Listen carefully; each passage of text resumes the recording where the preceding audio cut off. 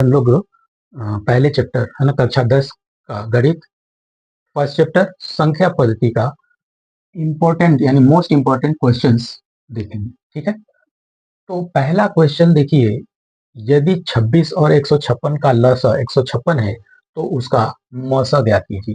ठीक है, इस टाइप के क्वेश्चंस आते हैं। दूसरा क्वेश्चन है, यदि 65 और 117 का मसा 65p माइनस 117 से निरूपित किया जाता है तो p का मान ज्ञात कीजिए।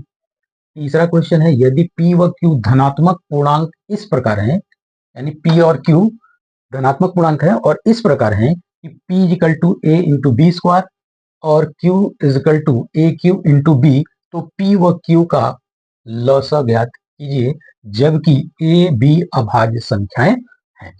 चौथा है, संख्याओं 15, 18 और 24 का लसा ज्ञात कीजिए।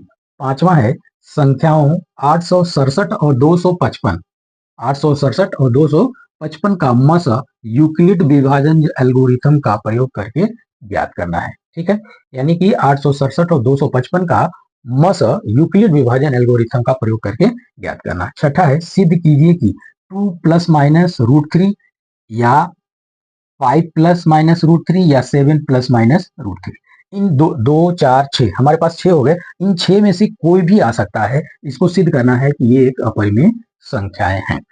सातवां है, सिद्ध कीजिए कि रूट 5 रूट 3 रूट 2 इनमें से कोई भी आर कर लीजिए। ठीक है, तो या रूट 5 या रूट 3 या रूट 2 कोई किसी में से तीनों में से कोई भी एक आ सकता है। इसको सिद्ध क्या करना है, यह एक अपरिमेय संख्या है। आठवां क्वेश्चन है, वह बड़ी से बड़ी संख्या ज्ञात कीजिए जिससे संख्याओं 1251, 5377 और 15628 को विभाजित करने पर शेषफल क्रमशः 1, 2 और 3 प्राप्त होता है। तो मेरे ख्याल से इतनी क्वेश्चन से बाहर तो नहीं आना चाहिए। ठीक है, अगर आता भी है तो इसी टाइप के क्वेश्चंस आएंगे। ठीक है, तो इसको हम लोग सॉल्व करते हैं। इसको पहले कॉपी कर लीजिए, तो हम लोग एक एक करके इसको सॉल्व करते हैं। ठीक है, तो उतार लीजिए। ठीक है, तो पहला क्वेश्चन है, यदि 26 और 156 का लसा 156 है तो उसका मसा ज्ञात कीजिए। तो आपको क्या ज्ञात करना है, दिया पहले क्या है, दो संख्याएं।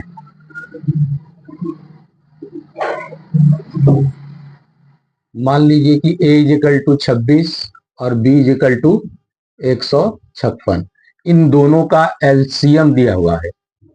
लसा या एलसीएम 26 156 का कितना दिया है, 156। ठीक है, ज्ञात क्या करना है, एचसीएफ 26 156 का ये ज्ञात करना है। ठीक है, सूत्र मालूम है आपको क्या चीज, क्योंकि दो संख्याओं का a गुणे b is equal to LCM into HCF find करनी है, इसलिए एचसीएफ इजिकल टू क्या होता है, a into b by LCM. ठीक, इसमें वैल्यू रख दीजिए तो ये हो जाएगा 26 इंटू 156 बटे 156, ये और ये कट जाएगा, क्या आ जाएगा, ये आंसर हो जाएगा एचसीएफ ऑफ 26 156, ये आंसर हो जाएगा। ठीक है, ये इंपॉर्टेंट क्वेश्चन है, आने लायक है। ठीक है, कॉपी कर लीजिए। 65 117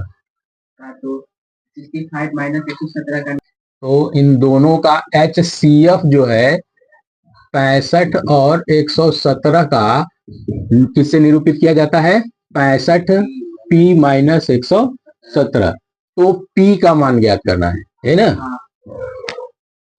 तो पहले आप 65 और 117 का एचसीएफ फाइंड करिए। तो एचसीएफ 65 का कितना जाए, 13 पचे 65 और 17 को 117 को 9 गुणे 13, एचसीएफ कितना हो जाएगा 13 है ना, चूंकि एचसीएफ ऑफ 65 117 का कितना गया 13। अब कहा है कि एचसीएफ इसका इतना से निरूपित किया जाता है ना, HCF, HCF यानी 65 और 117 का HCF 65 P माइनस 117 से निरूपित किया जाता है। और हमारा HCF कितना आया है, यानी ये HCF इसके बराबर होना चाहिए, है ना, इसलिए 65 P माइनस 117 बराबर 13 हो जाएगा।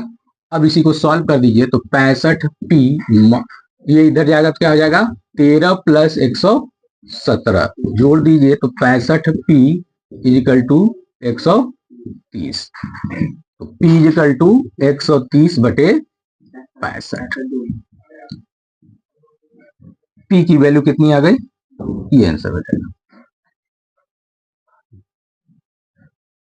तो तीसरा क्वेश्चन है, यदि P व Q धनात्मक पूर्णांक इस प्रकार है कि P is equal to a b square और Q is equal to a q b, है ना, P और Q धनात्मक पूर्णांक संख्या हैं और इस प्रकार है कि P is equal to a b square और Q is equal to a q b, तो P और Q का लौसा ज्ञात करिए, है ना, जहां A और B क्या है, अभाज्य संख्याएं हैं, ठीक है। तो P का गुणनखंड करेंगे, है ना, P यानी हमको ज्ञात करना है एलसीएम, क्या ज्ञात करना है, एलसीएम ऑफ पी क्यू, ठीक, ये ज्ञात करनी है। तो P इक्वल टू दिया है ए बी स्क्वायर और Q इक्वल टू दिया है ए क्यू बी। तो एलसीएम कैसे ज्ञात करते हैं, इसमें से सबसे अधिकतम घात वाले को निकाल लेते हैं। तो ए और ए के पावर 1 और ए पावर 3, तो इसमें किसको निकालेंगे, ए पावर 3, और इसमें बी और बी स्क्वायर है तो बी स्क्वायर, है ना, ये हमारा एलसीएम हो जाएगा, ठीक है। हाँ, है ना, 15, 18 और 24 का लसा ज्ञात करना है ना, लसा ज्ञात कीजिए। तो इसमें डायरेक्ट आप या दो विधि से कर सकते हैं, भाग विधि से भी कर सकते हैं और गुणनखंड विधि से भी कर सकते हैं। इनमें से कौन सा याद है, डायरेक्ट भाग दे दीजिए, है ना। 15, 18, 24, कोई ऐसी संख्या बताइए जिससे सब कट्टा हो। 3 5 15, 3 6 18, 24। अब किसी से नहीं कटेगा तो 3 दूनी के 6, 2 एकम 2, 2 चौका 8, 1 5, ये हो गया। तो LCM of 15, 18, 24, 2 into 3 into 3 into 4 into 5। अब इसको गुणा कर दीजिए तो कितना आ जाएगा, 5 के 20, अब 20 दूना 40, 40 9 360, ये आपका आंसर हो जाएगा। क्या है 867 और 255 का यूक्लिड विभाजन, तो 800 और 255 का यूक्लिड विभाजन का मस क्या करना है ना, मस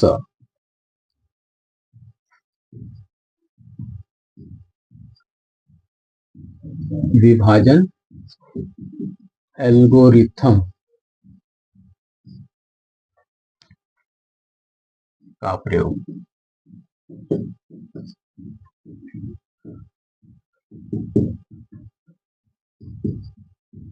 ये सवाल ना, तो पहले तो इसको मान लीजिए, माना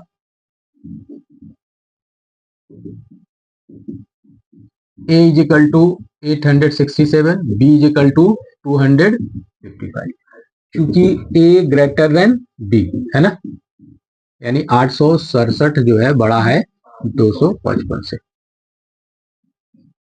तो यूक्लिड विभाजन एल्गोरिथम क्या है, करना है ना। तो पहले इसको A इज इक्वल टू, है ना, बी क्यू प्लस आर, इस फॉर्म में लिखते हैं, ठीक है। पहले छोटे वाले से 255 से इसमें भाग देंगे, ठीक है, भाग देकर इस फॉर्म में लिखेंगे, है ना। तो फर्स्ट स्टेप में पहले 255 से भाग दीजिए, 255 से 867 में भाग देंगे, कितना आएगा, दो चौ है, 2 × 5 = 10, 2 × 4 = 8, 9 अधिक हो जा रहा है 3 बार, ठीक, 3 × 5 = 15, 3 × 5 = 15, 1 16 और 3 दूना 6 1 7, 2 0 1, 102 आया, है ना। अब इसको हम स्टेप में इस फॉर्म में लिखेंगे, तो क्या लिखेंगे, 867 = बी कितना है, 255 × 3 प्लस आर क्या है, रिमाइंडर होगा, है ना, 100 ठीक। अब हम अगले स्टेप में क्या करेंगे, 255 को 102 से डिवाइड करेंगे, हाँ। सेकेंड स्टेप लिखने के लिए अब ए तो हो गया, अब हमारा ये ए हो जाएगा और ये हमारा बी हो जाएगा, ठीक है। तो 102 से भाग दे दीजिए, 255 कितना जाएगा, 2 दूना के 2 बार, 2 दूना के 4 0 2, ठीक है, 1 5 51 बचा। अब इसको इस रूप में लिखेंगे, तो 255 = 102 × 2 + 51, ठीक है। अब तीसरे स्टेप के लिए ये प्रक्रिया तब तक करेंगे जब तक कि आर की वैल्यू 0 ना हो जाए, ठीक है। ये प्रक्रिया तब तक करेंगे जब तक कि आर की वैल्यू हमको 0 ना मिल जाए, ठीक। तो अब 51 से 102 को दीजिए, तो 2 बार जाएगा ना, 2 × 2 2 × 5 = 10, ये कट जाएगा, यानी पूरा पूरा रिमाइंडर यहां पर हमारा क्या बचा, 0, है ना। अब ये 3 स्टेप में हो जाएगा, 102 = 51 × 2 + 0, है ना। अब यहां पर हमारा जो बी है, जो बी होगा, है ना, a = BQ + R के फॉर्म में, चूंकि R = 0 आ गया, है ना, R = 0, इसलिए B = कितना आ जाएगा, 51, यही B इन दोनों संख्याओं का मस होगा, ठीक है। तो अब इसे तुलना कर दीजिए, तो B = कितना आ जाएगा, B = 51 और R = 0, है ना। जब तक ये प्रक्रिया अपनाते जाएंगे, है ना, ये प्रक्रिया चलती जाएगी जब तक कि R की वैल्यू 0 नहीं हो जाती। R की वैल्यू 0 जैसे ही होगी, वह B का मान हमारा क्या हो जाएगा, उन दोनों संख्याओं का मसा। तो HCF ऑफ 255 867 51, ये हमारा आंसर हो जाएगा, ठीक है। ये देखिए, इस तरह का कई सवाल बन सकता है, 2 + √3 या माइनस, है ना, इसको 2 - √3 भी दे सकता है, 5 + √3, 5 - √3, है ना, 7 + √3, 7 - √3, इस प्रकार से भी देकर पूछा जा सकता है ना, कह सकता है कि सिद्ध कीजिए कि 2 - √3 एक अपरिमेय संख्या है, ठीक है। तो सॉल्व करने का, सबका सॉल्व करने का तरीका एक ही है, ठीक है, सबका सॉल्व करने का तरीका एक ही है, ठीक है। तो कैसे सॉल्व करेंगे, पहले मान लेंगे, है ना, माना 2 + √3 एक परिमेय संख्या है, परिमेय संख्या है। अगर हम ये मान लिए कि 2 + √3 एक परिमेय संख्या है, तो इसका मतलब है कि इसको P/Q के रूप में लिखा जा सकता है ना। तो 2 + √3 = P/Q, जहां P व Q सह अभाज्य संख्याएं हैं, ठीक है, तथा Q ≠ 0। क्योंकि हमने ये मान लिया कि यह एक परिमेय संख्या है, तो इस संख्या को p बाई क्यू के रूप में लिखा जा सकता है। अब इसको हल कर दीजिए, तो √3 इजिकल 2 को इधर ले जाएंगे तो क्या हो जाएगा, p बाई क्यू माइनस 2। इसको हल कर दीजिए तो √3 is equal to p minus 2q by q, ये हो जाएगा। अब देख रहे हैं कि ये हमारा क्या है, p बाई क्यू के रूप में क्या है, क्योंकि p minus 2q by Q एक परिमेय संख्या है।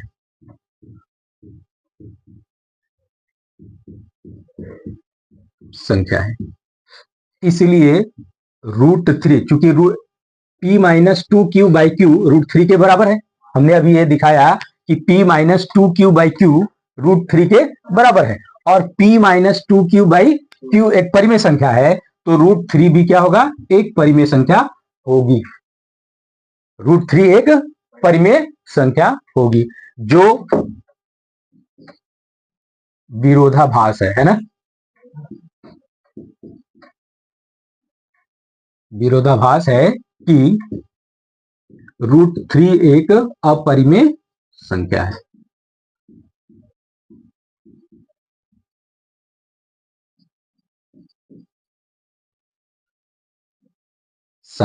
है।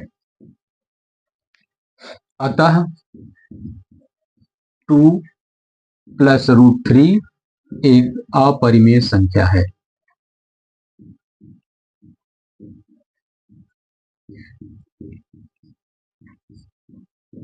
इसी तरह सब कर लेंगे, कॉपी कर लीजिए, ठीक है। तो अगला क्वेश्चन है, सिद्ध कीजिए कि √5, √3, √2 एक अपरिमेय संख्या है। ये जितना इंपॉर्टेंट है, जितना अच्छा है उतना ही इंपॉर्टेंट भी है, ठीक है। इनमें से √5, √3, √2 ये हर साल लगभग, आप पीछे देख लीजिए 21, 22, 23, 24 हर साल में लगभग आया हुआ है, ठीक है। अब चाहे बहुविकल्प में तो आएगा नहीं, है ना, जब भी आएगा 1 नंबर या 2 नंबर, तो 1 नंबर का आपके पेपर में आती नहीं है अब इसलिए 2 नंबर में आएगा, ठीक। कभी कभी 2 या कभी कभी 4 नंबर में भी आ सकता है ना।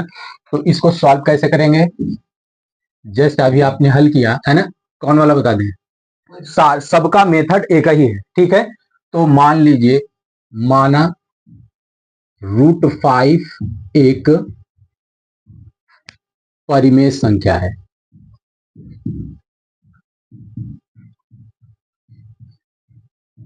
ठीक है।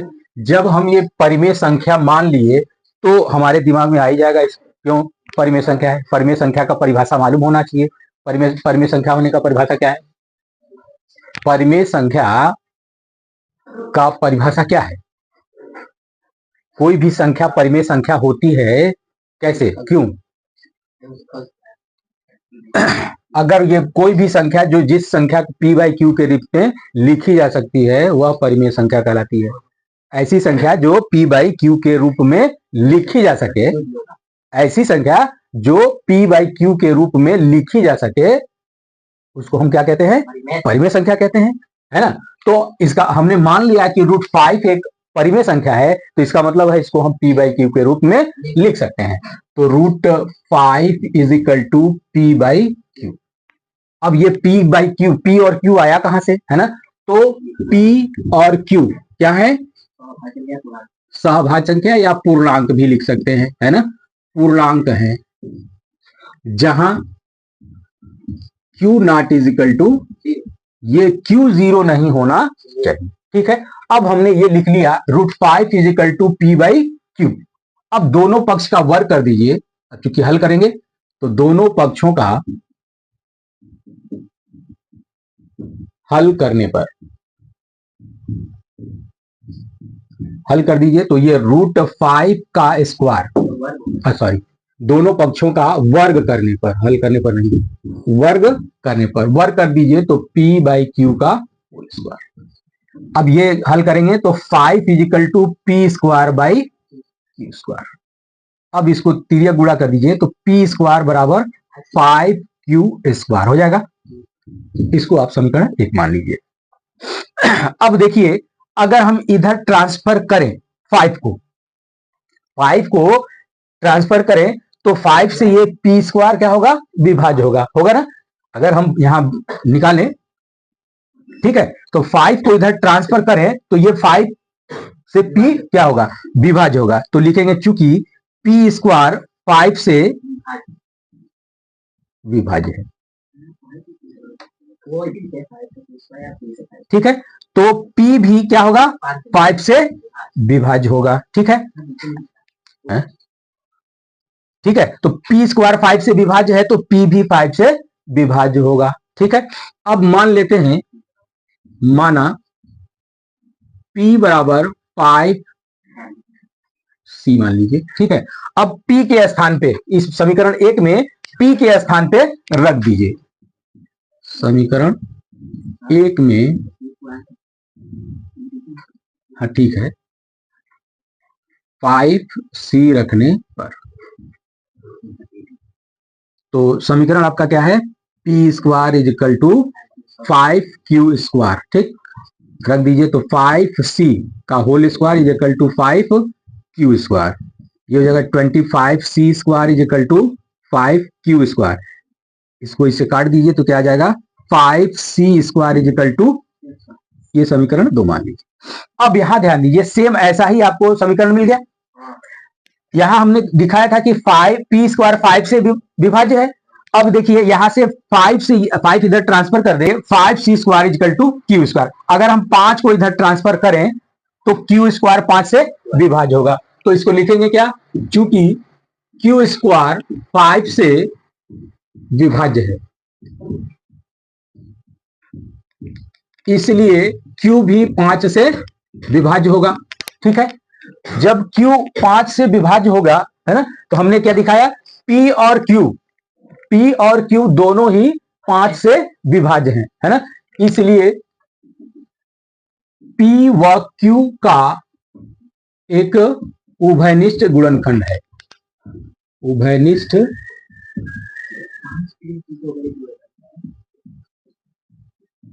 गुणनखंड है, जो कि विरोधाभास है, जो विरोधाभास है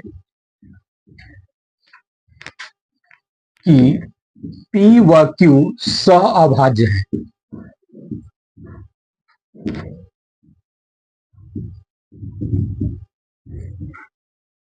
संख्याएं हैं, अतः √5 एक अपरिमेय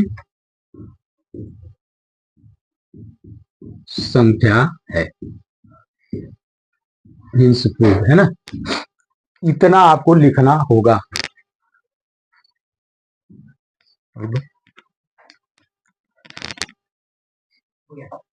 ठीक है। ये भी मोस्ट इंपॉर्टेंट सवाल है। वह बड़ी से बड़ी संख्या ज्ञात कीजिए जिसमें 245 और 1037 को विभाजित करने पर, है ना, प्रत्येक दशा में शेषफल 5 प्राप्त होता है, प्रत्येक दशा में 5 प्राप्त होता है।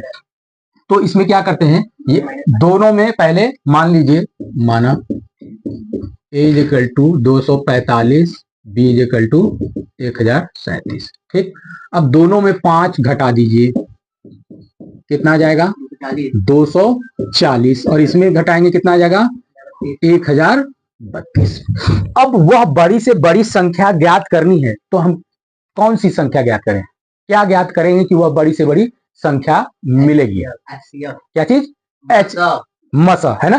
तो मस ज्ञात, अब हमको जो मिला संख्या है A और B, हमारा A हो गया 240 और B क्या हो गया 1032। इन दोनों संख्याओं का हम मस ज्ञात करें, क्या ज्ञात करेंगे, तो लिखेंगे चूंकि B है ना, B greater than A, B greater than A, यानी कि 1032 ग्रेटर देन 240, है ना। अब इन दोनों का हम क्या करेंगे, HCF ज्ञात करेंगे। तो HCF ज्ञात करने का रूल मालूम है, 240 से भाग दे दीजिए 10 32, कितना जाएगा, 4 दूनी के 8, 4 चौका 16, 4 दूनी 8, 4 बार जाएगा, तो 4 0 0, 4 पंचे 4 चौका 16 और 4 दूनी के 8 1 9, 7 6 13 72 ना। अब फिर 240 को भाग दे दीजिए, कितनी बज आएगा?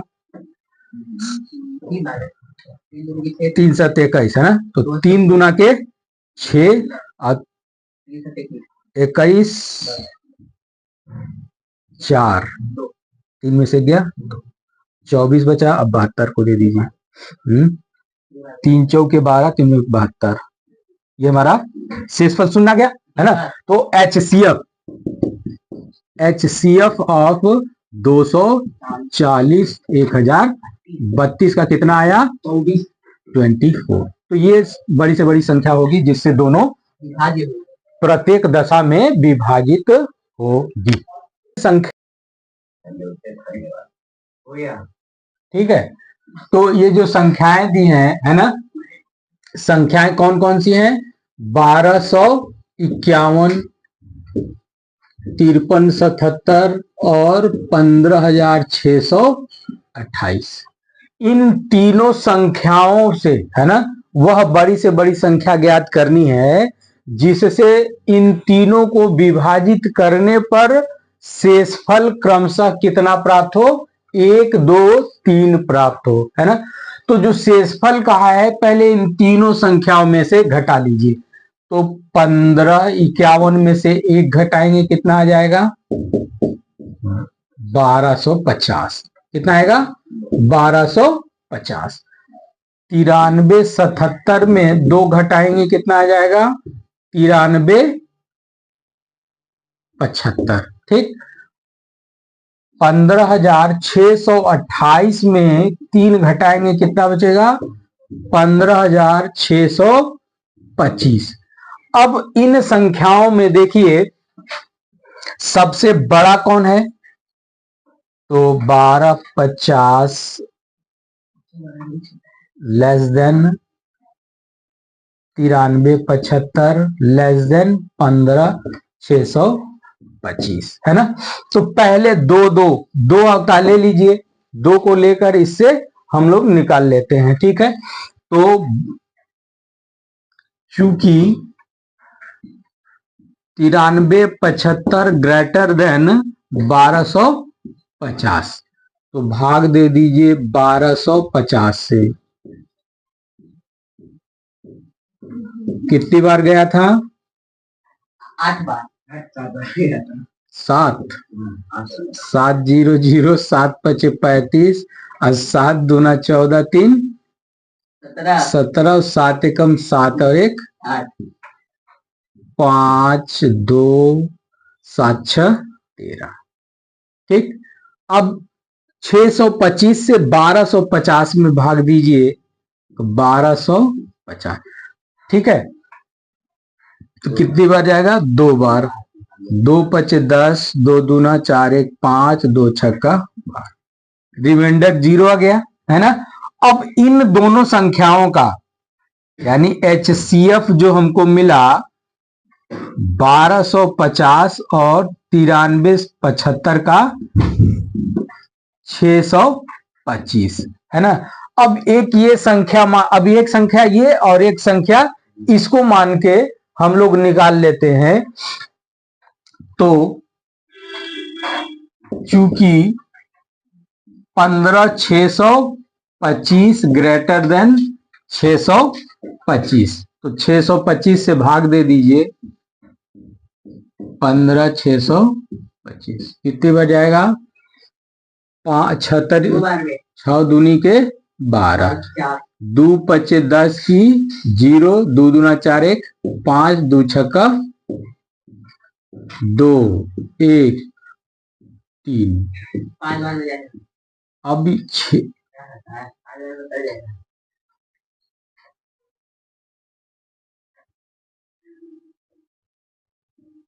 कितना बचा?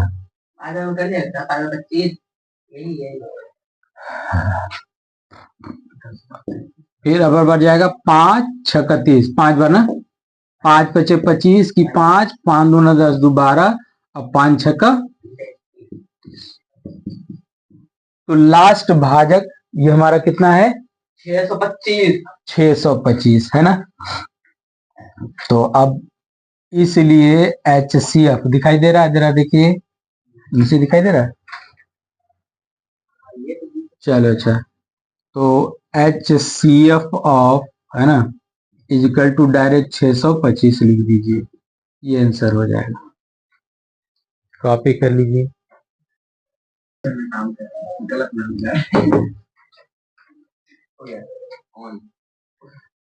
तो देखिए दो संख्याएं हैं, है ना, संख्याएं कौन कौन सी हो जाएंगी? संख्याएं 99 और 153, ठीक है। अब इन दोनों संख्याओं का मासा दिया हुआ है,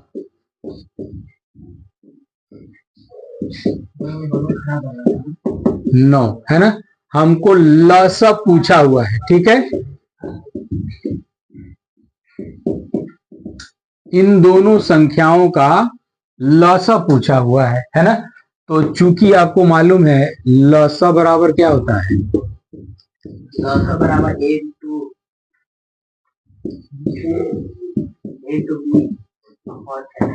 A into b by HCF of 153 है ना। मतलब सूत्र अगर लिखना है तो ए भी कर लो, ठीक है। तो वैल्यू रख दीजिए 99 इंटू 153 बाई HCF कितना है 9, 9 से 11 कट जाएगा तो 11 गुणे 153, इसको गुणा कर लीजिए तो 153, 153, ठीक, 3 5 3 8 5 1 6 1683, ये आपका आंसर हो जाएगा। कॉपी कर लीजिए। ये चैप्टर 2 का बहुपद का ये 5 सवाल है, ठीक है। 5, पहला सवाल मिट गया है, तो पहला कुछ सवाल क्या था, क्वेश्चन नंबर 1, ठीक है। ग्राफ देख के, है ना,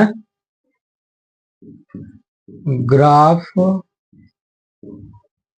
देखकर शून्यकों की संख्या बताइए ना।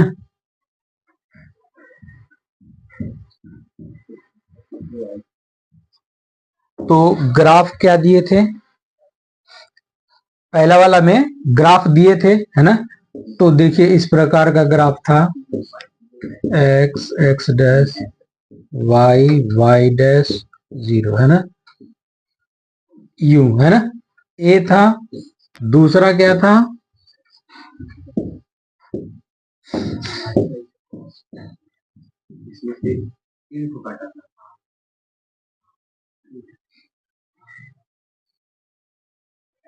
ना, तीसरा था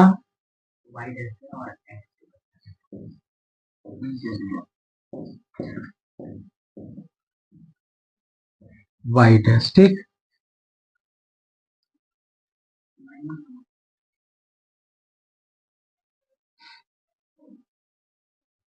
ये ठीक है। ये आपके क्वेश्चन थे। पहला ये है, इस ग्राफ को देखकर इनके शून्यकों की संख्या बतानी है। दूसरा है, एक द्विघात बहुपद ज्ञात कीजिए जिसके शून्यकों का योग तथा गुणनफल क्रमशः -3 और 2 है। तीसरा है, द्विघात बहुपद x² + 7x + 12 के शून्यक ज्ञात कीजिए तथा इसके शून्यकों और गुणांकों के बीच संबंध का सत्यापन कीजिए, ठीक है। चौथा क्या है, वह द्विघात बहुपद ज्ञात कीजिए जिसका एक शून्यक इतना है। द्विघात बहुपद ज्ञात करना है जिसका एक शून्यक दिया हुआ है, ठीक है। पांचवा है, यदि बहुपद p of x is equal to x² - x - 3a का एक शून्यक 3 है तो a का मान ज्ञात कीजिए। इसमें से आपको लगभग लगभग सभी इंपॉर्टेंट सवाल हैं, अगर इस चैप्टर से आने लायक है तो ये आने लायक है।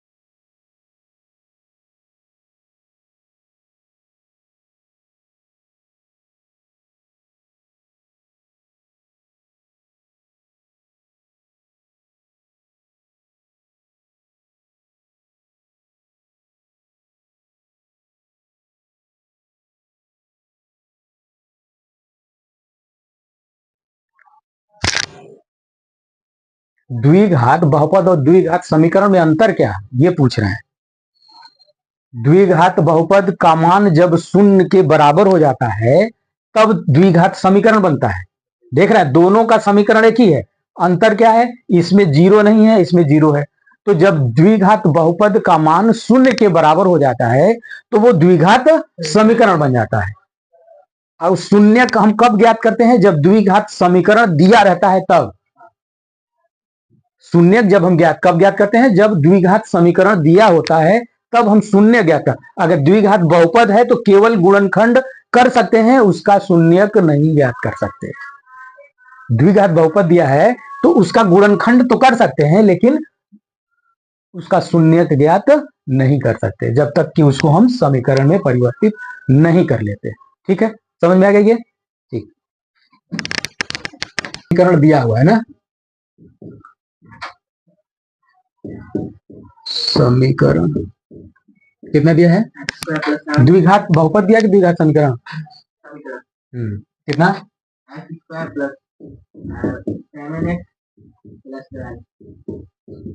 ठीक है, अब इसके है ना शून्य पहले ज्ञात कर लीजिए।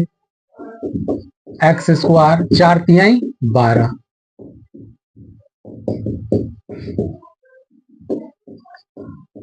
हल की हो। ठीक है, तो एक्स स्क्वायर प्लस 7 को तो इसको तोड़ेंगे, 4 तिहाई 12, 4 3 7, यानी 4x plus 3x plus 12 is equal to 0। इसमें से कॉमन ले लीजिए तो x प्लस 4 प्लस 3 कॉमन ले लीजिए तो x plus 4 is equal to 0। x plus 4 common ले लीजिए तो x plus 3 is equal to 0। If x plus 4 is equal to 0 तो x is equal to -4। If x plus 3 is equal to 0 तो x is equal to minus. ये हमारे दो शून्यक हो गए। ठीक है, अब हमको सत्यापन करना है। मूल शून्यक तो ज्ञात हो गए, अतः शून्यक -3 -4 हो गए। अब क्या करना है, इसका सत्यापन करना है। किसका? मूलों का योग है ना। मान लीजिए कि माना मूल या शून्यक अल्फा बीटा है। ठीक है, तो अल्फा बराबर -3, बीटा इज इक्वल टू -4 हो गया, ये दोनों हो गए। अब मूलों का, चूंकि मूलों का योगफल अल्फा प्लस बीटा बराबर क्या होता है, -b/a होता है ना। अब समीकरण से b/a निकालिए तो b कितना है, a दिया हुआ है 1, b दिया हुआ है 7 और c इज इक्वल टू 12 है ना। समीकरण से a b c की वैल्यू अगर देखें तो a का वैल्यू 1 है, b की वैल्यू 7 है और c की वैल्यू 12 है। ठीक है, अब अल्फा प्लस बीटा ये हमको सिद्ध करना है कि बराबर आता है कि नहीं। तो अल्फा हमारा -3 है और बीटा -4 है और ये -b कितना है 7 और a 1, तो minus minus plus -7 is equal to, ये प्रूफ हो गया, एक प्रूफ हो गया ना। अब दूसरा है अल्फा इंटू, चूंकि अल्फा इंटू बीटा बराबर क्या होता है c/a, तो -3 इंटू -4 इज इक्वल टू 12/1, तो 4 minus minus plus 4 3 12 is equal to हो गया। यही आपको प्रूफ करना था, यही हमको सत्यापन करना था। ठीक है, इंपॉर्टेंट क्वेश्चन। बहुपद ज्ञात करना है जिसका एक शून्य ज्ञात करना है ना। तो मान लीजिए माना शून्यक अल्फा बीटा है जिसमें alpha is equal to 5 plus √3 दिया हुआ है ना। तो दूसरा अगर एक दिया है तो इस दूसरा इसका संयुग्मी होगा, तो बीटा इज इक्वल टू इसलिए 5 माइनस √3 होगा। ठीक है, अगर 5 माइनस √3 दिया रहता तो उसका संयुग्मी 5 प्लस √3 होता।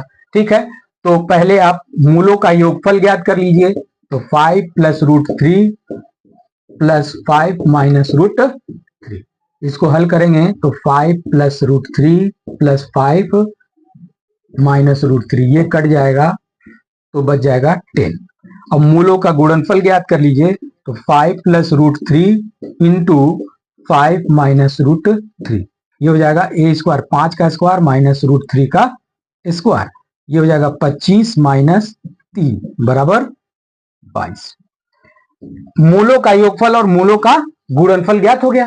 ठीक है, अब इसमें हम सूत्र मालूम है, क्योंकि द्विघात बहुपद क्या होता है, एक्स स्क्वायर लिख सकते हैं पी ऑफ एक्स बराबर x square minus alpha plus beta into x plus alpha into beta. X square में अल्फा प्लस बीटा कितना आया है 10 और अल्फा इंटू बीटा 22। ये हमारा द्विघात बहुपद है। और है सवाल? चारे था।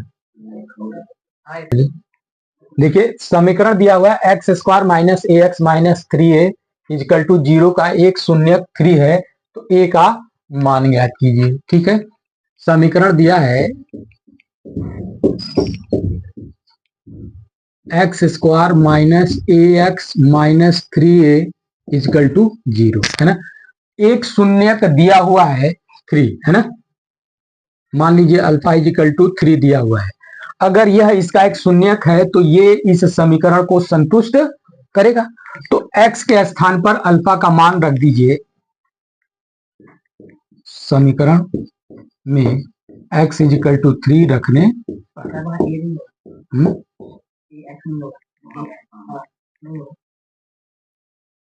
खाली x है, चीजों बताना चाहिए। ठीक है, तो x रख दीजिए, तो ये हो जाएगा x square minus x minus 3a is equal to 0, 3 का square minus 3a is equal to 0, 3 3 जा 9 माइनस 3a इजिकल टू 0, तो 6 माइनस 3a इजिकल टू 0, तो 3a इजिकल टू 6, तो a इजिकल टू, ये आपका आंसर। इसी पर एक और सवाल लिख लीजिए।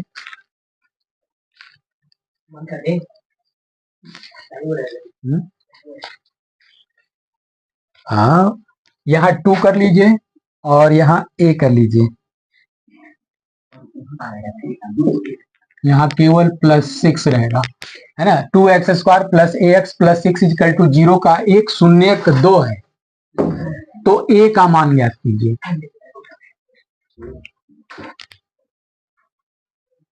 सेम ऐसे ही कर लीजिए।